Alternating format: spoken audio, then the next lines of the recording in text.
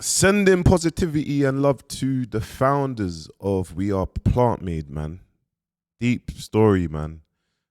Especially just looking at them build their personal brand, build their business with £100, and obviously now not being in control of their business, not owning the IP, raising investment. Do you know what I mean? With businesses, everyone sees the positive, the wins, but no one don't see the blood, sweat, and tears behind closed doors to run a business, the losses, the orders of products, and them getting something wrong. You get me? Having to lose tens of thousands of pounds just from the product, having the wrong ingredients, and all these things. Like, you get me? The battles, the storage.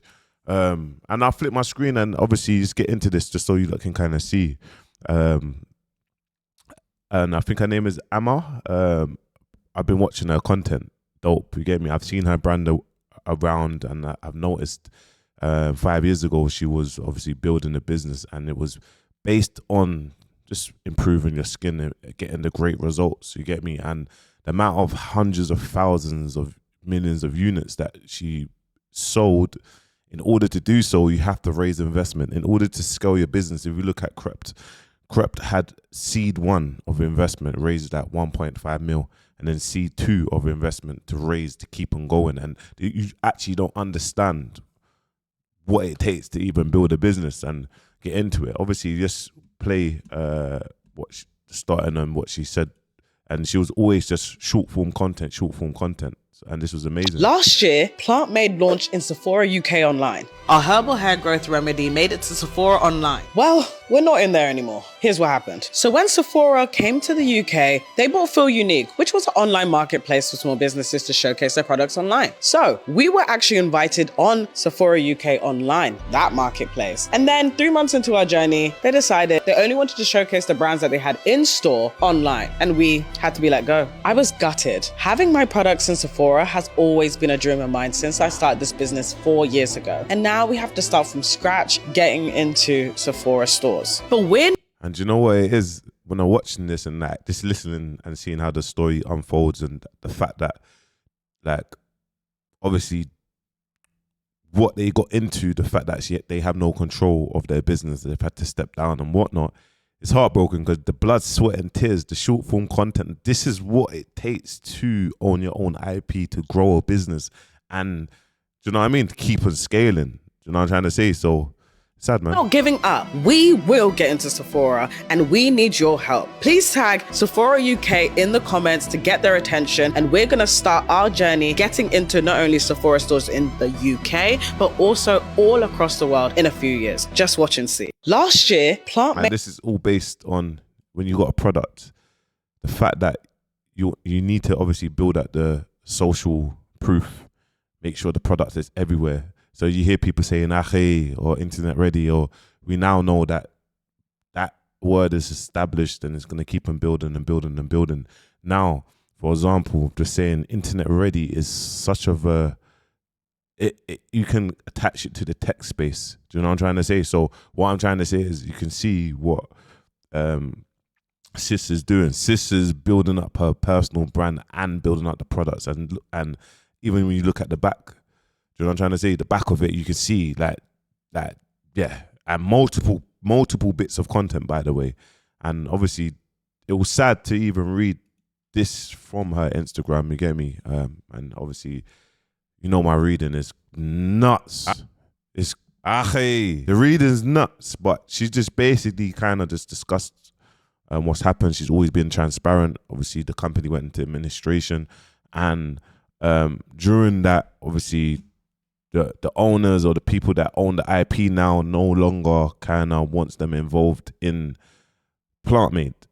So she's just basically just saying, look, I've been open every step of the way. We started this business with £100 to my name, and obviously at this time, this has kind of been the maddest point, a journey of her time at this time, and obviously she had to step down. Obviously, it's for the greater good of the business. The company's gone into debt, and it's just deep. Obviously, this is what one of the ladies had to say as well, because you know me, I always kind of look online just to see like intakes of what people kind of think, and this one was a really good intake of what Sis had to say. I've been seeing a lot of discourse about the whole Plantmade situation, which is very unfortunate. But I think people are saying that why didn't they, get legal due diligence and all those things. But I think as a person that's in the legal field, all of this information is publicly available, especially on Companies House. And once a company goes into administration, the directors do not have control anymore. And it's the responsibility of the administrators to basically sort out the finances and basically try and get the money back to the creditors. And this is a number of things where the company goes to administration. There's HMRC, tax bills, etc., etc. And the UK is finished. Like, it's proper finished. Like, it's a lot of people, a lot of companies. In April, something big is going to happen, and then a lot of companies are moving their business over to Dubai, setting up in Dubai, because it's the structure or the money flow, or do you know what I mean? How long are you actually needed to stay in the UK for? But if you're noticing, a lot of people are up and leaving and setting up their business in Dubai or the free zones. Do you know what I'm trying to say? So you see HMRC and these things, they just get you for any little bit of money, and it can cripple your company. I remember speaking to Crept. I'm an investor of Nala's Baby, and yeah, you can have investment, but you need to have the right financial advisors, the right team, like have the right team behind you to keep on like compounding and building up and focusing on growth of the company.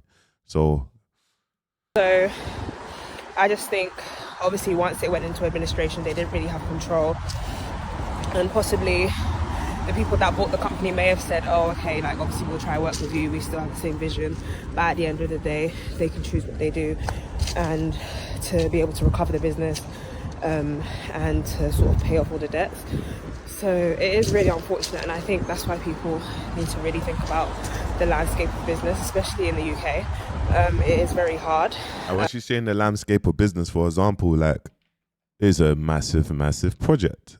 Do you know what I mean? Like, we're talking about, you got a product, you want to scale your product, and on the back of that, a company might ask for 100,000 bottles, units. Now you have to front that money. I remember Crep saying, look, yeah, we already had the Boots infrastructure, we had the Boots deal. We're raising capital because we know they might make an order of 100,000, and sometimes when I had my Wicked and Bad energy drink, they'll make these orders, and you on the back of that, you have to give it to them on consign. They might pay later or whatnot, then they might make another order. So it's important that you have to keep on, do you know what I'm trying to say? Keep on going and having the funds to do that, having the storage funds, paying for this, packaging.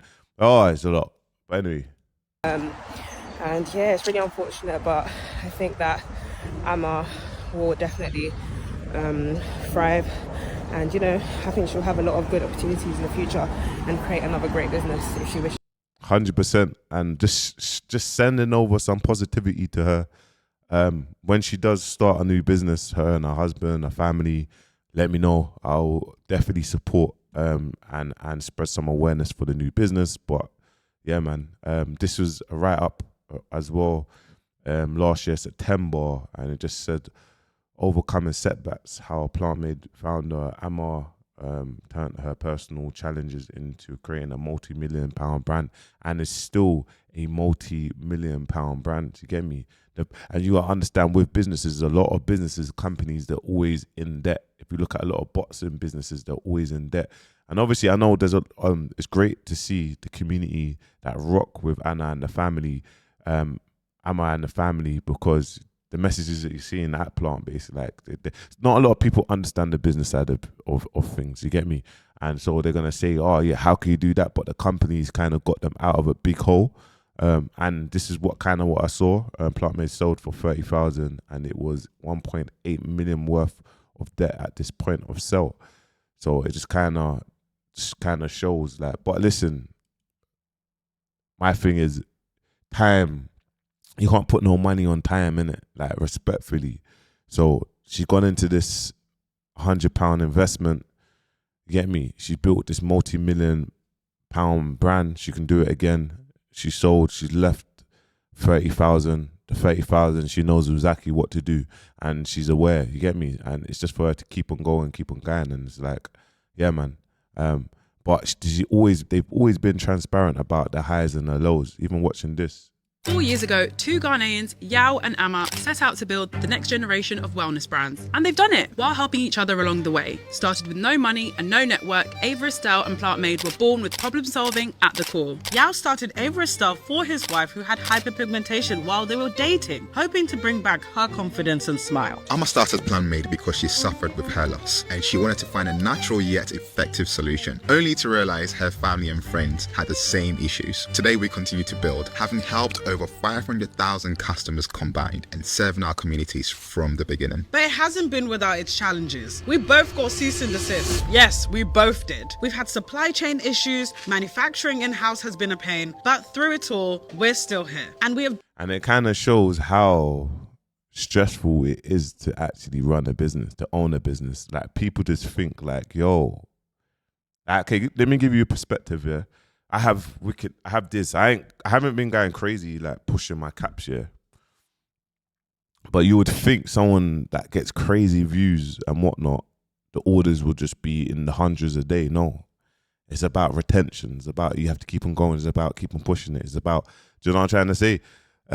And it takes time. So, but you seeing Ackhiii or everyone saying Ackhiii or internet ready, you would think, yo. And then when you look at the sales of it, you'll think, raw, like, it's totally different. Do you know what I'm trying to say? So have joined forces this August to take over London. So we're running a pop-up from the 16th to the 18th of August. You can come and shop all your favorite products from both brands, meet as the founders and the team to enjoy some amazing deals you will probably never see anywhere else again, to grow and glow depending on your goals. See you there.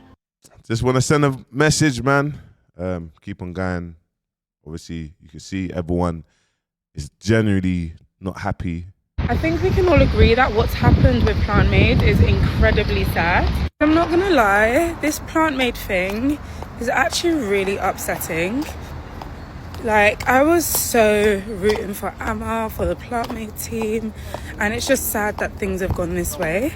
And I just feel like, why does this happen so often to black female business owners? And I'm just like, what is going on?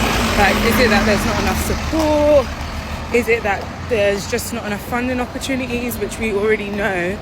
But like, what's going on? Because this happened with, was it Grassfield? It happened with Grassfield as well. And you know what it is as well, what I would say, sometimes when you're a proud black female owner, you're a proud black owner, sometimes that's even, you're up against a lot, bro. I remember in the boxing space, I think I was one of the only boxing promoters, bro. I knew if I kept on going, I'm going to be up against madness, you know what I'm trying to say? Because it's like, trust me, man, like, it's always, the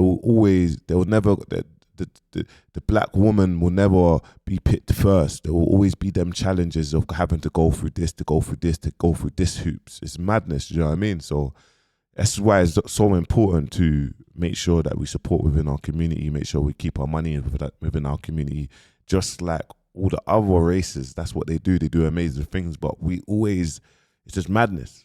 So yeah, man.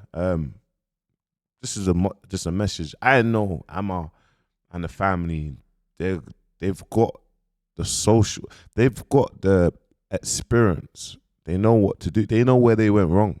They know where they went wrong and they know what to do. And they're going to have even more supporters now that's going to be supporting them, or they know how to collect data. They know. But yeah, it's just the importance of IP as well, man. Obviously, they lost their IP due to debt. Sad, do you know what I mean? And it just makes me look at, obviously, the tough job that Crep's doing. But not everyone with a crazy following or a celebrity means that it's going to be a successful business. It's hardly anyone's doing that. Do you know what I mean? So, yeah, man. These products, they're not easy, man. But anyway, guys, let me know your thoughts in the comments. I think this video is more for anyone that's entrepreneur, business mindset, and obviously the older generation. I thought, let me just make this video for the older generation, for the communities. Make sure you like, comment, subscribe. Peace.